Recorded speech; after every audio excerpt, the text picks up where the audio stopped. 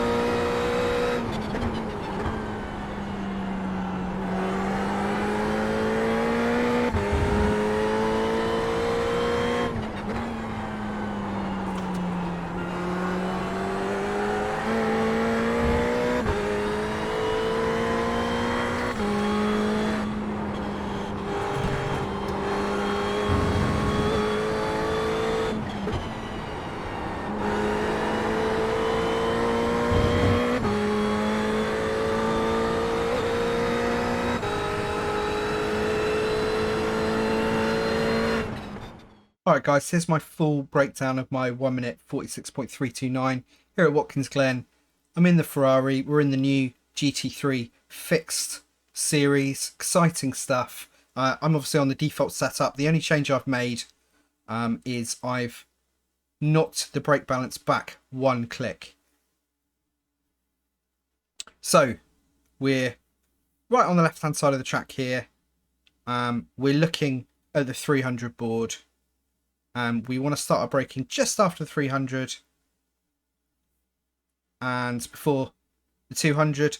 I'm looking down while I'm braking to see how fast the change in the tarmac, the change in the colour of the road is coming up, how fast the corner of the grass on the left hand side where it ends, how fast that's approaching, so I can judge my entry speed.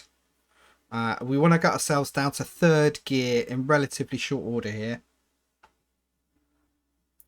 And then before the end of the tarmac colour change on the left hand side, we're going to start our turning, and at this point we're going to start drawing out of the brakes.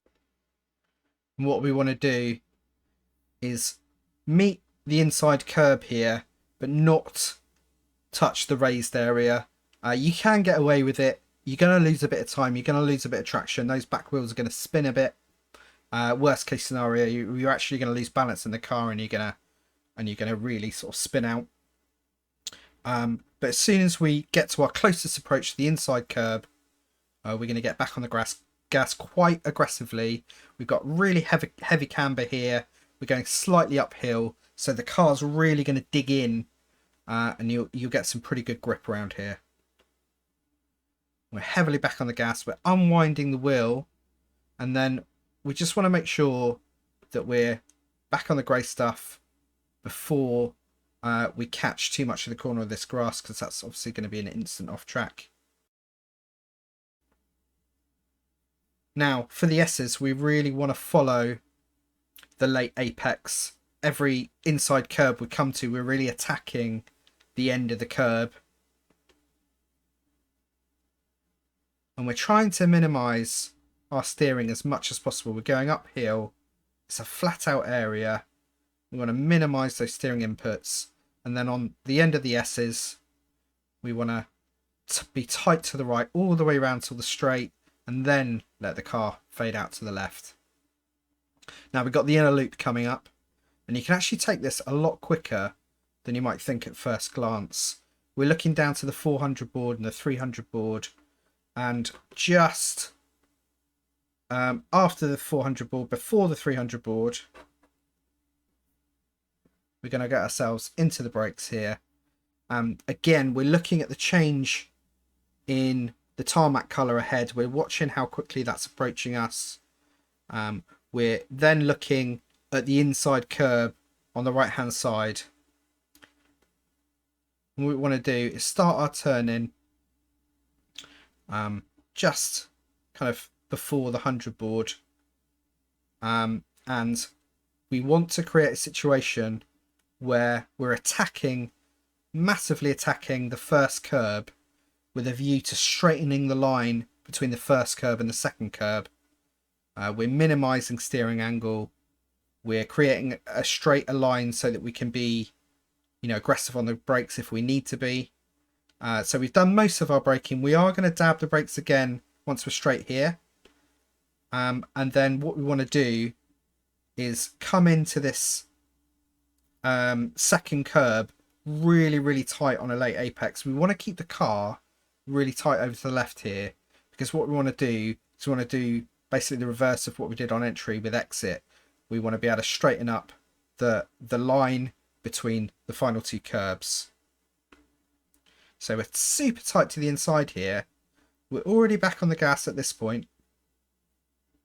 But again, we've created a situation where we've got as straight a line as possible between these two curbs so that we can be as fast as possible through this section. You have to get dangerously close on the inside to the next curb, but that's how it goes around here. So we're letting the car come out a bit, and then we're out of the gas just as this sign on the right hand side is coming up on us. We're just going to fade out of the accelerator completely. We might dab the brake a bit if we need to, but basically what we want to do is get the car as tight into the inside curb here on this access road. We've loaded up the left hand tyres. The car's pretty set. It's quite balanced. It's going to allow us to be able to start accelerating quite hard just as we come past that access road, and we can maintain this steering angle and now start unwinding a bit, make that curb, throw ourselves over to the right, and we're looking at the change in the tarmac again here. We're going to start braking just before. We're as far over the right as we can. We're going to brake in a straight line down to third, and then after the change in the tarmac, we want to start, obviously when we want to start turning the wheel, we're going to start pulling out of the brake gradually and then turning the wheel more and more with a view to using the brake to help us draw the car in to the inside curb. So we're using that brake just to get us nice and tight on the inside here, and then before this fence starts on the left, or gets to its closest approach on the left, we're going to get ourselves back into the accelerator relatively aggressively here. We've left ourselves plenty of room on exit. So throwing the car over to the left now, and we're looking for the 200 board. Just after it, we're going to start our braking. And what we want to do here is, looking at the replacement tarmac ahead where it starts, we want to bring ourselves tight onto the inside edge of it.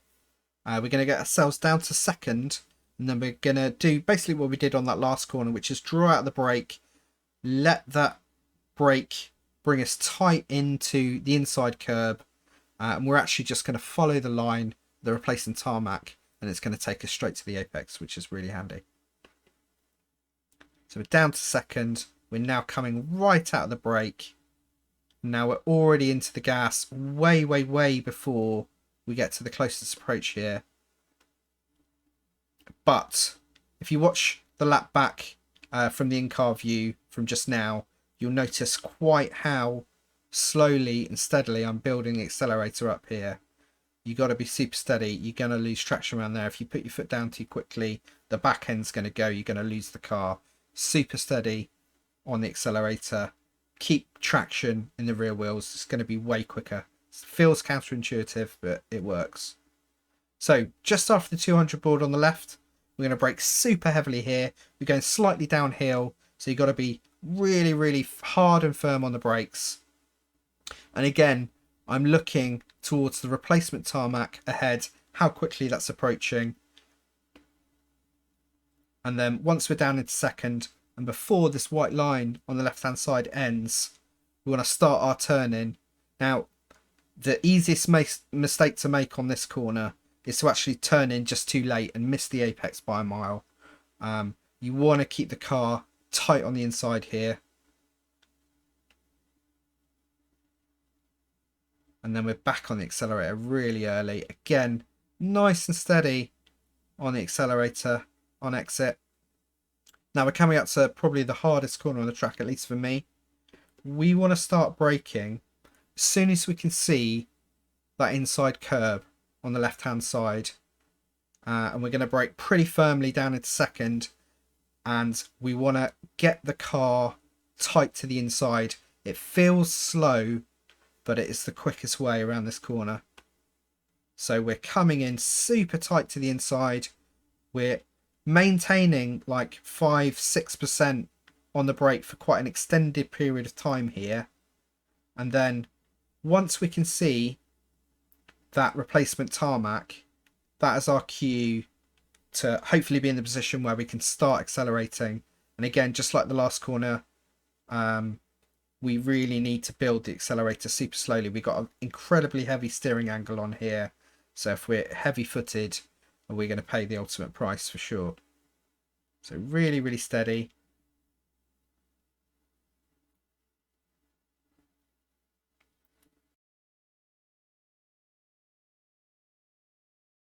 And what we want to do is basically, once we reach the 100 board, we're going to let our foot off the accelerator.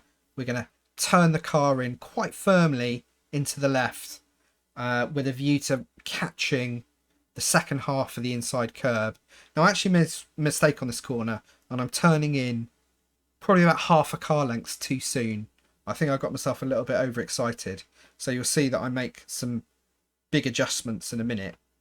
But basically what we want to do is we want to be tight to the inside just here on this kink. And I actually turned in way too soon, so I'm having to modulate the throttle just to keep it on exit here. But really you should be in a position where you can just put your foot down. Throwing the car over to the left, we're looking to the end of this wall, the black wall. As soon as that ends, we're going to hit the brakes, and I've got my eyes right now on the grass kinks into the left, and we've got a little bit of extra tarmac there.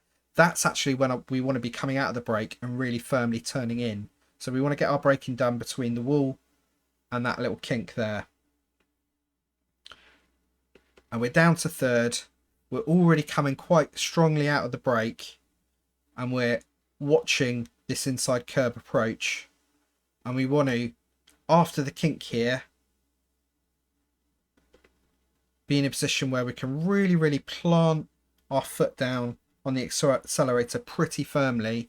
We've loaded up the left hand side of the car. It's pretty well balanced, so we're not going to lose traction as long as we're you know, not heavy-handed with the wheel, and then we can just ride it out. So that concludes my 1 minute 46.329 here. I hope you guys found it useful. If you did, please do hit like on the video. Please do subscribe for more of this kind of thing. And